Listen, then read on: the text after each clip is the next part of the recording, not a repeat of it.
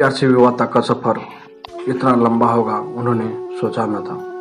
दो युवा दिलों ने दाम्पत्य जीवन के सपने संजोने शुरू कर दिए थे, लेकिन इंतजार की घड़ी बढ़ती ही जा रही थी। मुझे गुमसुम और उदास देखकर माँ ने कहा, क्या बात है रति, तू इस तरह मुंह लटकाए क्यों बैठी है?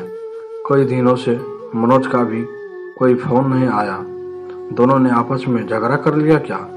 नहीं माँ, मैं रोज रोज क्या बात करें। कितने दिनों से शादी की तैयारी कर रहे थे, सब व्यर्थ हो गई। यदि मनोज के दादाजी की मौत ना हुई होती तो आज मेरी शादी को 15 दिन हो चुके होते। वो काफी बूढ़े थे। 13वीं के बाद शादी हो सकती थी, पर तेरे ससुराल वाले बड़े दकियानुसी विचारों के हैं। कहते हैं कि शादी नहीं है अब तो 5-6 महीने के बाद ही शादी होगी। हमारी तो सब तैयारी व्यर्थ हो गई। शादी के कार्ड बंट चुके थे।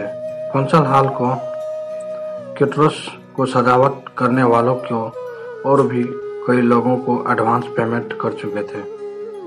6 महीने शादी सरकाने से अच्छा खासा नुकसान हो गया है। इसी बात से तो मनोज बहुत डिस्टर्ब है माँ, पर कुछ कर नहीं पाता। बेटा, हम भी कभी तुम्हारे उम्र के थे। तुम दोनों के एहसास को समझ सकते हैं, पर हम चाहकर भी कुछ नहीं कर सकते। मैंने तो तेरी सास से कहा भी था कि शादी नहीं है तो क्या हुआ, अच्छे काम के लिए सब दिन शुभ होते हैं। अब हमें शादी कर देनी चाहिए। मेरा इतना कहना था कि वो भड़क गई और कहने लगी, आपके लिए सब दिन शुभ होते होंगे, पर हम तो शादियों में भरोसा करते हैं। हमारा इकलौता बेटा है। हम अपनी तरफ से पुरानी मान्यताओं को अनदेखा कर मन में कोई वहम पैदा नहीं करना चाहते हैं। रति सोचने लगी कि मम्मी इससे ज़्यादा क्या कर सकती है और मैं भी क्या करूं। मम्मी को कैसे बताऊं कि मनोज क्या चाहता है। नर्सरी से इंटर तक हम दोनों साथ साथ पढ़े थे, किंतु दोस्ती इंटर में आने के बाद हुई थी। इंटर के बाद मनोज इंजीनियर करने चला गया और मैंने बीएससी में दाखिल ले लिया था। कॉलेज अलग होने पर भी हम दोनों छुट्टियां में कुछ समय साथ साथ बिताते थे। बीच में फोन पर बातचीत भी कर लेते थे। कंप्यूटर पर चैट हो जाती थी। एमएसएससी में आते ही मम्मी पापा ने शादी के लिए लड़का तलाशने की शुरुआत कर दी।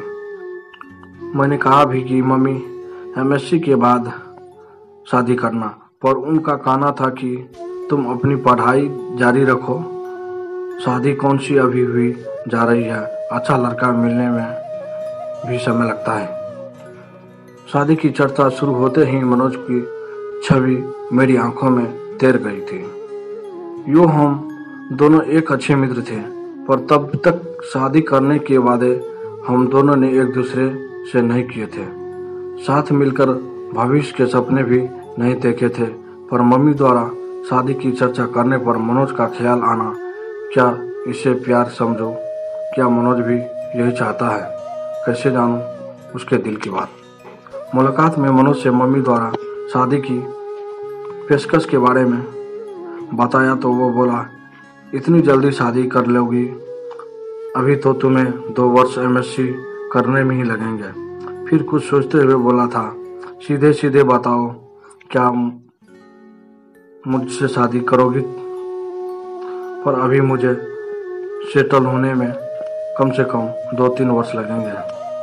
प्रसन्नता की एक लहर तन-मन को छू गई थी। सच कहूं मनोज, जब मम्मी ने शादी की बात की तो एकदम से मुझे तुम याद आ गए थे। क्या यही प्यार है?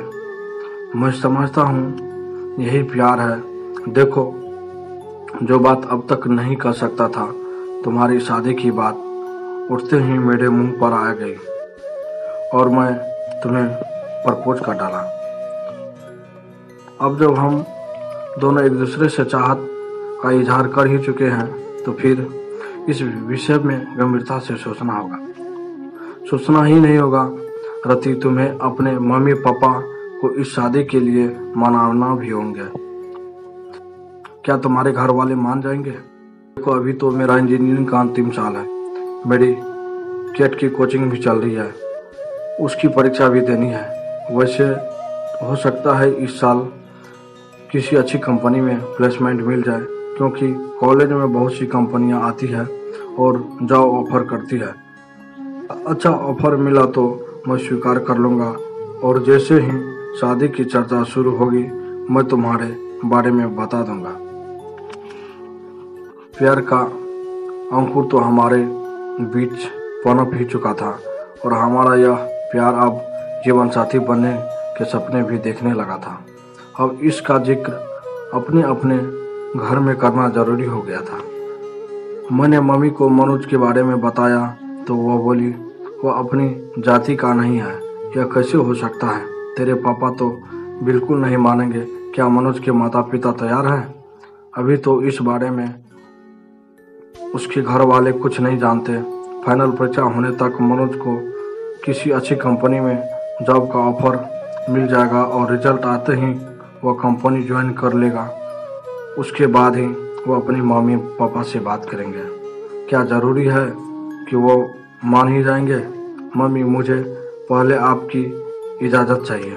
यह फैसला मैं अकेले कैसे ले सकती हूँ? तुम्हारे पापा से बात करनी होगी। उनसे बात करने के लिए मुझे हिम्मत जुटानी होगी। यदि पापा तैयार नहीं हुए तो तुम क्या करोगी?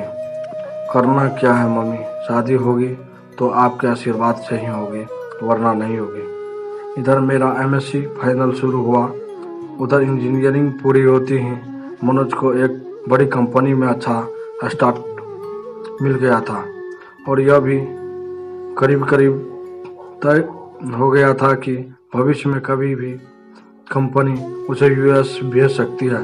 मनोज के घर में भी शादी की चर्चा शुरू हो गई थी।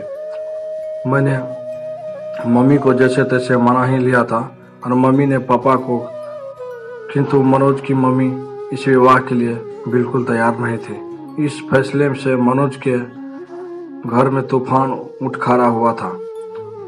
उसके घर में पापा से ज़्यादा उसकी मम्मी की चलती है। ऐसा एक बार मनोज ने ही बताया था। मनोज ने भी अपने घर में ऐलान कर दिया था कि शादी करूंगा तो रति से, वरना किसी से नहीं। आखिर मनोज के बहनोई ने अपनी तरह से मम्मी को समझाया था। मम्मी, आपकी यह जिद मनोज को आपसे दूर कर देगी।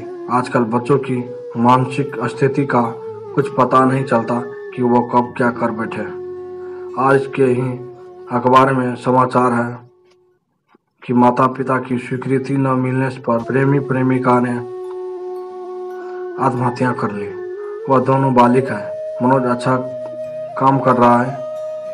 वो चाहता तो अदालत में शादी कर सकता था, पर उसने ऐसा नहीं किया और आपकी स्वीकृति का इंतजार कर रहा है। अब फैसला आपको करना है।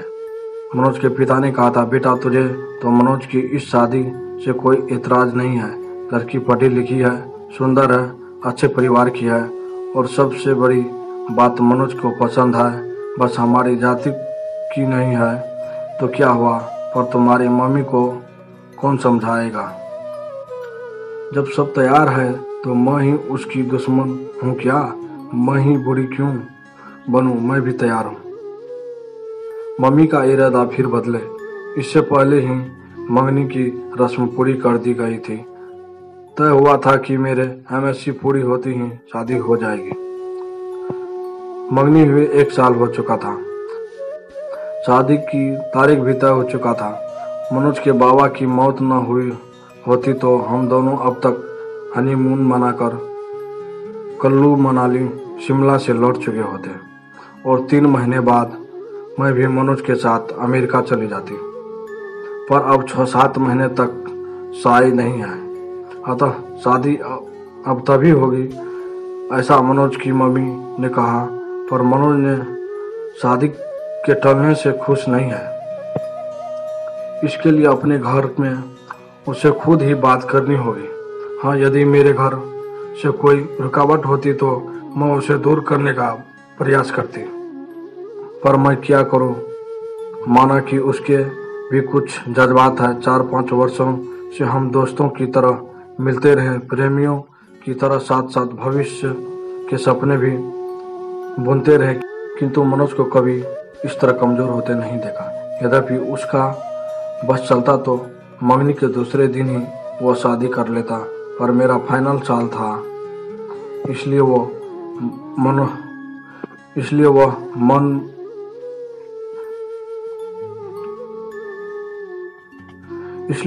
मन महोश कर रह गया।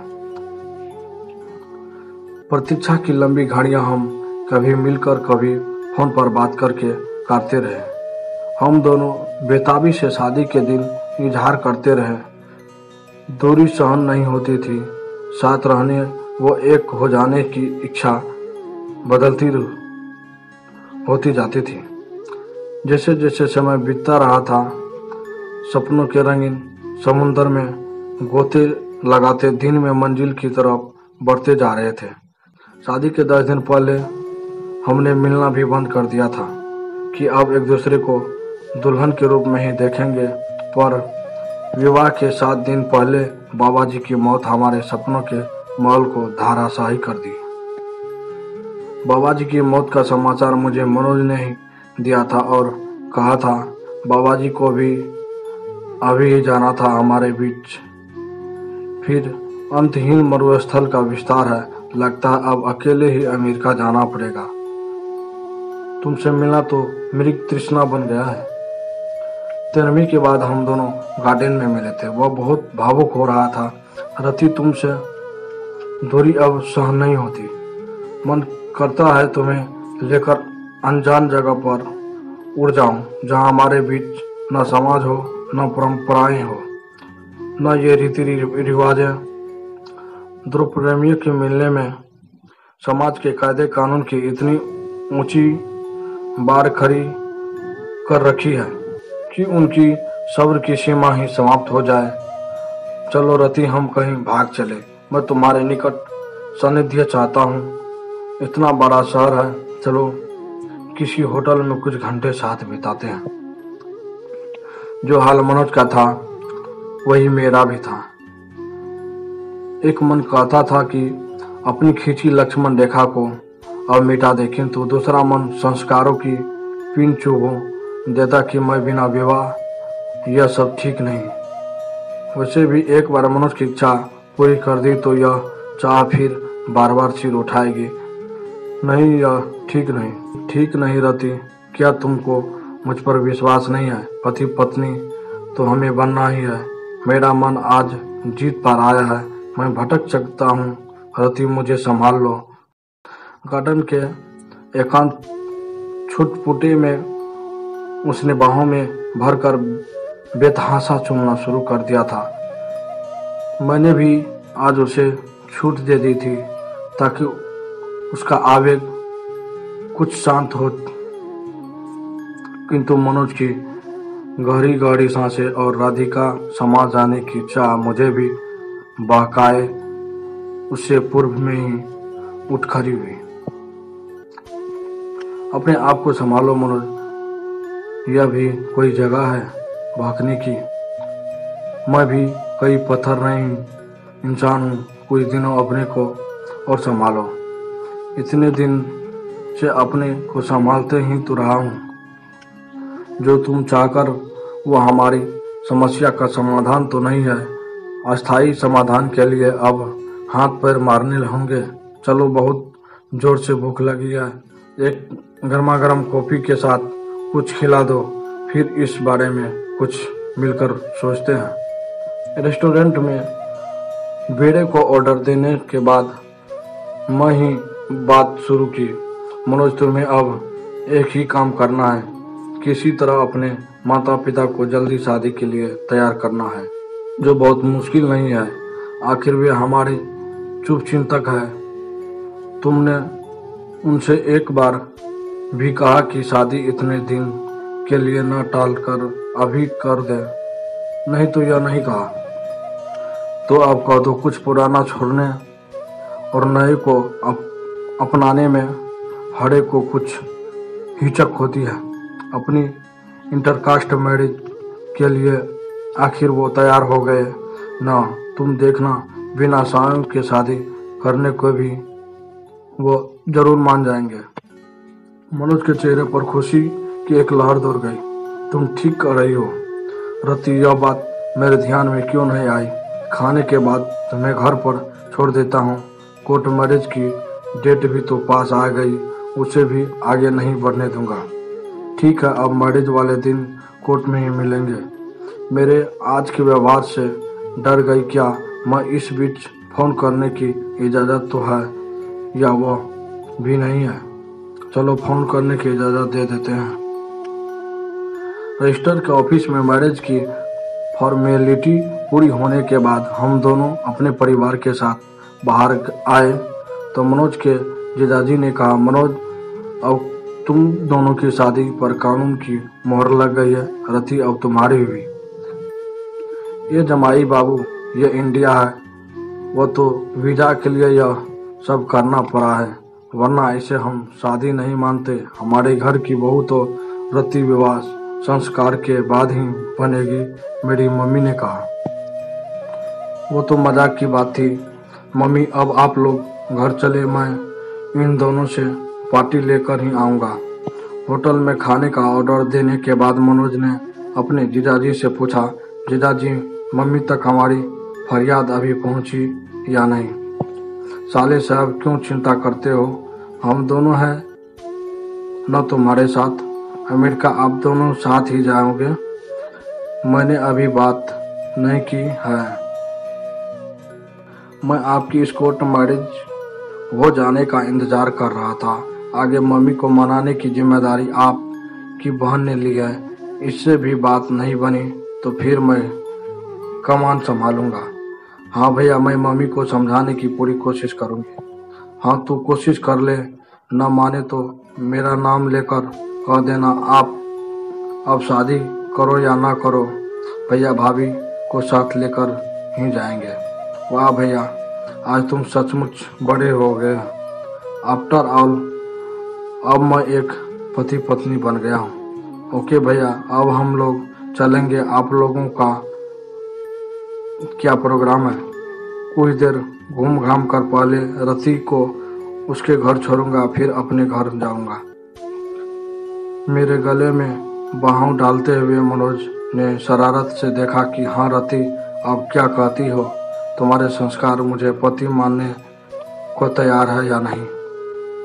आंखें नाचते हुए मैं चौंकी, अब तुम 90% मेरे पति हो, यानी 10% की अब भी कमी रह गई है। अभी इंतजार करना पड़ेगा उस दिन का। मुझे अफसोस है मनोज, पर अब मैं तुम्हारी हूँ। दोस्तों, यह कहानी यहीं समाप्त होती है।